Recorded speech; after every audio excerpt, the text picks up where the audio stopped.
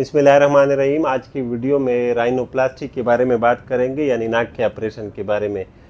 मेरे साथ दो क्लाइंट बैठे हुए हैं, जिसका एक इमाद इमाद सरसदा से ताल्लुक़ है और इसका 1 हफ़्ता हुआ है सर्जरी का। अभी अभी फ्रेश हमने इसकी पट्टी उतारी है। और मोहम्मद इकबाल, जिसका ताल्लुक़ मनसेरा से, इसका पहले भी ऑपरेशन हुआ था और जिसकी वजह से इसका नाक और भी बिगड़ गया था, तो दोबारा हमने ऑपरेशन कर दिया। आज इसकी 2 हफ्ते हुए।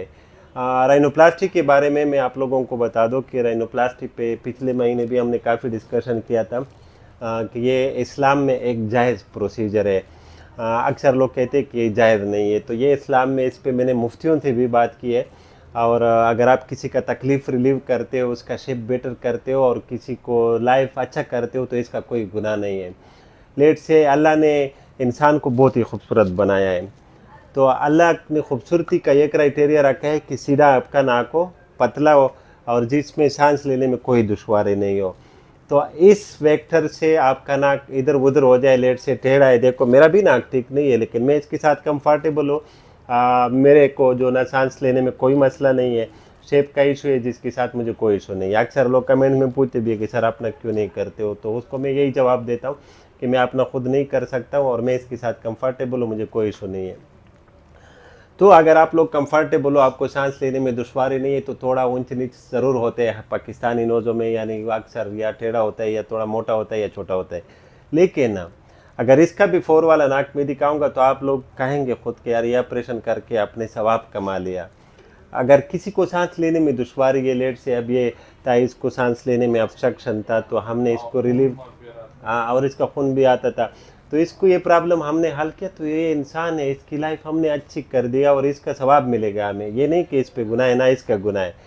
वो जो खुलकत में तब्दीली का वर्ड है कि खुलकत में तब्दीली, वो ये है कि आप किसी की फॉर एग्जांपल ये मर्द है, इससे में औरत बना लो, या कि इसको जानवर नुमा बना लो, या नाक का शेप ऐसे बना लो कि जानवरों की तरह लगे, तो वो खुलकत में तब्दीली है जो कि मस्ती है और इसका गुनाह है। मैं जो भी प्रोसीजर करता हूँ तो ज़रूर उसके एस्पेक्ट मुफ्तियों से पूछता हूँ। इनमें हेयर ट्रांसप्लांट बहुत करता हूँ, उसके बारे में भी कई दफ़ा मैंने फितवे लिए हुए, विग के बारे में लिए हुए, सारे मेरे पास पड़े हुए हैं। तो राइनोप्लास्टी में पिछले महीने मैंने बहुत डिस्कशन किया था मुफ्ती साहब से, दारुल इफ्ताह से, कराची से, तो सब ने ये कहा था नहीं ये जायज़ है, आप लोग कर सकते हो। तो मोहम्मद इकबाल का नाक आप लोग देख ले, साइड से इसका व्यू देख ले, क्योंकि इसके साथ फिर बिफोर अटैच करेंगे तो आप लोग कंपेयर करो। इसका जो नाक था बिल्कुल इस तरह उठा हुआ था, फिर इस तरह होता है, ये जो बिल्कुल टिपिकली हम्प्ड और ड्रूपी ट्रिप होता है, बड़ा नाक था इसका और बहुत ही प्रॉब्लम में था बेचारा। इसको किसी ने सर्जरी की थी, अंदर से तोड़ फोड़ करके वो ग्राफ्ट उल्टे सीधे रखे थे, तो और भी इसका शेप ख़राब हो गया था। आप लोग नीचे से देख ले, तो आप बिफोर के साथ कंपेयर करें तो आप लोग खुद बता दिए कैसे है। हाँ, अभी इसमें स्वेलिंग है, या और बीच नीचे भी जाएगा, ये स्लिम भी होगा। राइनोप्लास्टिक का रिजल्ट तकरीबन 6 महीने के बाद आना शुरू हो जाता है। इनिशियल तो ये रिजल्ट होते हैं, मरीज़ को पता चल जाता है कि मेरा प्रॉब्लम हल हो गया, लेकिन इसमें बहुत स्वेलिंग होती है। मोहम्मद इकबाल ने भी यही कहा कि सर मैं नेक्स्ट टाइम आऊँगा तो मेरी स्वेलिंग बहुत कम हुई, फिर वीडियो बनाते हैं। मैंने कहा नहीं, खैर है, जिसको पता चलता है उसको इसी से पता चल जाएगा।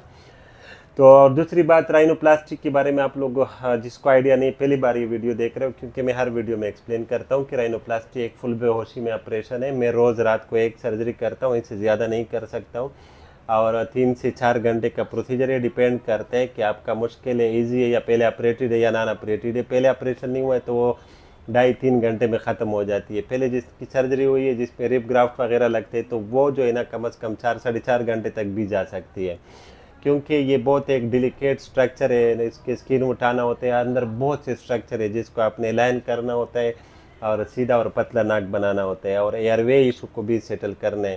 पहले ज़माने में ये होता था कि हम एयरवे इशू के लिए एंटी का डॉक्टर बुलाते थे, लेकिन अभी हम खुद जब तुर्की वगैरह से किए तो वहाँ पे जो राइनोप्लास्टी सर्जन होता है वो एयरवे भी, तो हमने भी सीख लिए टाइम के साथ।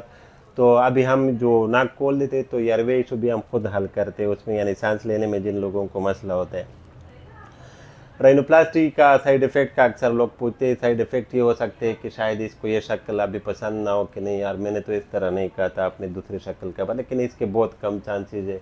राइनोप्लास्टी में ऑपरेशन के बाद यानी इनिशियल ये 6 वीक्स में टेढ़ापन आ सकते हैं, यानी अगर आपको नींद में सो गए साइड पे या प्रेशर आया तो ये टेढ़ा हो सकता है। तो इनिशियल टाइम में इसमें लेट से थोड़ा मोड़ा टेढ़ापन आ भी जाए तो मरीज़ों को हम ये कहते फ़ौरन वापस आ जाए, उसको हम स्प्लिंटेज वगैरह में सीधा कर सकते हैं। लेट से ऐसा टेढ़ापन आ गया कि वो 6 महीने तक भी ठीक नहीं हुआ तो उसको दोबारा सर्जरी की ज़रूरत होती है। अल्हम्दुलिल्लाह मैंने अपने पिछले साल, यानी मैं हर रोज़ एक सर्जरी करता हूँ राइनोप्लास्टी की, तो पिछले साल जितने मरीज़ों का किया था, एक में कॉम्प्लिकेशन हुआ था जिसका मैंने पिछले वीडियो में भी जिक्र किया था। लेडीज़ थी, उसका नाक बहुत ख़राब हो गया था, यानी यहाँ पे इसकी स्कीमिया हुआ था, नेक्रोसिस हुआ था। और इसके अलावा पिछले साल के मरीज़ों में से मैंने सिर्फ 2 मरीज़ों का दोबारा ऑपरेशन किया है जो अपने रिजल्ट के साथ खुश नहीं थे। मैं आप लोगों को क्लियर चीज़ें बताता हूँ। तो ये बहुत ही सेफ़ प्रोसीजर है। इसमें अगर आप किसी एक्सपर्ट डॉक्टर से कराएंगे तो इंशाल्लाह कॉम्प्लिकेशन का रिस्क बहुत कम है। तो ये कुछ जो साइड इफ़ेक्ट, हाँ, ये जो टिप है इसका, ये इन दोनों को 3 महीने तक फील नहीं होगा, ये नम होगा। ये चौथे महीने में जब ये सॉफ्टनेस शुरू हो जाती है, एडिमा सेटल हो जाती है, तो इसको ये भी फील होना शुरू हो जाता है।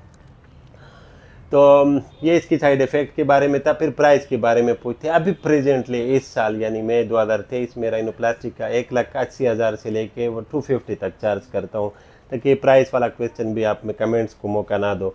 तो प्रेजेंटली ये प्राइस ये चेंज हो सकते हैं, ज़्यादा हो सकते हैं। ऐसा ना हो कि 2024 में आप ये वीडियो सुने तो उस टाइम आप बोले ये प्राइस है, शायद उस टाइम ज़्यादा होगा। तो क्योंकि राइनोप्लास्टी बहुत ही डिलिकेट प्रोसीजर है और इस पे एक्सपेंस भी बहुत आते हैं, और 3-4 घंटे का एनेस्थीसिया, हॉस्पिटल चार्जेस, ये सब कुछ इसी में शामिल होते हैं। तो इंशाल्लाह इमाद की भी थोड़ा रिव्यू लेते हैं कि उसके बाद फिर उससे मोहम्मद इकबाल से, क्योंकि इसका ताल्लुक मनसेरा से। ये मनसेरा हमारे सूबे का इलाका है, लेकिन वहाँ पे लोग उर्दू स्पीकर होते हैं और थोड़ी सी डिफरेंस होती है, कल्चरल डिफरेंस इधर के पठानों से। और इमाद जो है इसका तो ताल्लुक चरसादा से, ये पठान है, हमारे इलाके के अपना। तो ये तकरीबन पेशावर के साथ एडजेसेंट डिस्ट्रिक्ट है। और इसका अब नाक भी आप लोग देख ले, इसका हम था, यहाँ पे हम था, टिप नीचे था, और इसको हमने फिर हम हटाया है, नैरो कर दिया है। और इसका जो एयरवे वो अंदर से जो इशू थे ब्लीडिंग वगैरह वो अल्हम्दुलिल्लाह इसकी सेटल हो चुके हैं प्रेजेंटली। तो अभी मैंने इसे पूछा, सांस लेने में दुश्वारी नहीं है, हाँ, लेकिन 3 महीने तक होती है थोड़ी थोड़ी, क्योंकि जब ये आप बाहर देखते हो ना इसमें स्वेलिंग है, तो ये स्वेलिंग नीचे भी होती है। तो यह आहिस्ता आहिस्ता यानी 3 महीने के बाद बिल्कुल कम्प्लीटली ख़त्म हो जाती है। तो इंशाल्लाह फिर इसको ऑब्स्ट्रक्शन नहीं होगा और ना नींद में ये खराटे वगैरह लेगा। तो इकबाल से पूछते कि इसके साथ फिर पहले ऑपरेशन में क्या हुआ और अभी प्रेजेंटली खुश है या नहीं है खुद जी। मोहम्मद इकबाल, बिस्मिल्लाहिर्रहमानिर्रहीम। मेरा तारक मानसरस है। हाथ में ले ले मना, रिलैक्स। मेरा तारक मानसरस है। मेरा ऑपरेशन को 2 हफ्ते हो गए। मेरा एक पहले ऑपरेशन हुआ था, उसमें जो ऑपरेशन में कराया था उसमें फ़ायदा नहीं हुआ, और जो उसके बाद दोबारा तकलीफ़ होना शुरू होगी, और दोबारा ऑपरेशन कराया, अल्हम्दुलिल्लाह काफ़ी बेहतर हूँ। और आइंदा जो ऑपरेशन कराएगा सोच समझ कर कराना चाहिए, डॉक्टर को देख के। हाँ, बाकी मोहम्मद इकबाल का ये कहना है कि ऑपरेशन अगर आप लोगों ने करना है तो सोच समझ के कीजिए। किसी भी क्वालिफाइड प्लास्टिक सर्जन से आप लोग राइनोप्लास्टी करा सकते हो, लेकिन सारे प्लास्टिक सर्जन भी एक जैसा नहीं करते। तो आप लोग प्रोफाइल चेक क्या करें, जिधर सिटी में भी हो आप लोग, तो उसको जो बंदे राइनोप्लास्टी फ्रिक्वेंटली करते हैं तो उसके पास आप लोगों को जाना चाहिए। मेरा इसके इकबाल के कहने में ये नहीं था कि आप लोग मेरे पास आ जाए। मेरे पास आप भी डेली एक मरीज़ होते हैं, तकरीबन महीना 1.5 महीने तक डेट नहीं मिलते राइनोप्लास्टी का भी, और वेटिंग लिस्ट पे भी बहुत सारे मरीज़ हैं। तो आप लोग जहाँ से भी कराओ, हर शहर में अच्छे अच्छे प्लास्टिक सर्जन है, कुछ ENT सर्जन है जो वो के बहुत अच्छा करते हैं। तो आप लोग उसी से अपना राइनोप्लास्टी, हमारा कहने का मकसद ये है कि आप लोग तकलीफ़ से बच जाएंगे और बार बार ऑपरेशन भी नहीं होगा। और दूसरी बार जो ऑपरेशन होते हैं तो वो मुश्किल भी होते हैं और उसकी सर्जन फीस भी ज़्यादा लेते हैं। तो इमाद से थोड़ा रिव्यू लेते हैं। इमाद का अभी पट्टी खोली है हमने, और इमाद अपना रिव्यू थोड़ा। अस्सलाम वालेकुम वरहमतुल्लाहि वबरकातुहू। डियर व्यूज़, इमादुल्लाह ज़ 4 डॉक्टर से तकरीबन ज़ यवनीमा मियाश मखके रागली मा हो ढेर कोशिश को चे ज़ मखके कम खोल डॉक्टर से दक्का यो मियाश बाद राता डेट राको او ما ته سا اغستو خراټي او دریم دا چې اکثر ما ته چاردام کې مسله وکنه بس وینه په راغله. اوس الحمدلله زما خو اپریشن شو او ډاکټر صاحب د سدي زمون لکه مارګری د سیکلند د سینه شو کیږي چې را د مریض دی کنه بس تاسو راتلی شهر سو هر چا خپل مرضی چرته دی خو لکه ډاکټر صاحب یو با اعتماد سړی دی او الحمدلله موږ ته ډیر مطمئن یو او زه مخکې م تللی یم ډاکټرانو نه، خو بس هغوی ما ته پېشاور به راکاو، نو بس کله یو ځای ته کله بل ځای، خو اخر بس دی دغه ما وکتم ټیک ټاک باندې ما هم کتلی دي، خو زه مطمئن یم شکر دی، او اوس ما ته څه مسله شکر دی نه فیل کېږي، او دا لږ سویلنګ دی دا به ما انشاءالله ختم شي. अच्छा, इसने पश्तो में रिव्यू दिया, उर्दू व्यूअर्स के लिए मैं इसको थोड़ा ट्रांसलेट करता हूँ। इसने एक तो मेरी तारीफ़ें की जो कि मैं अपने मुंह से नहीं बयान करना चाहता हूँ।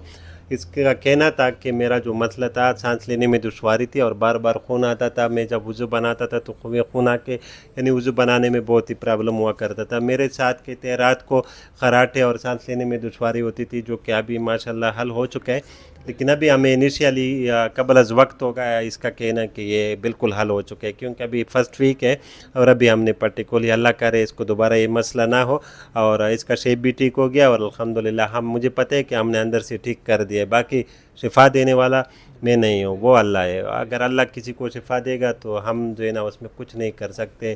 तो मेरा तो ये ईमान है कि मैं कोई भी काम ईमानदारी से करो तो वो अल्लाह हमेशा कामयाब करते हैं, और कभी भी मैंने अपना केस ख़राब होते हुए इस तरह नहीं देखे कि जहाँ पे मैं बवज़ू हूँ मैंने कलमे के साथ शुरू किया और वो ख़राब हो गया हो। Thank you for watching. अल्लाह हाफ़िज़।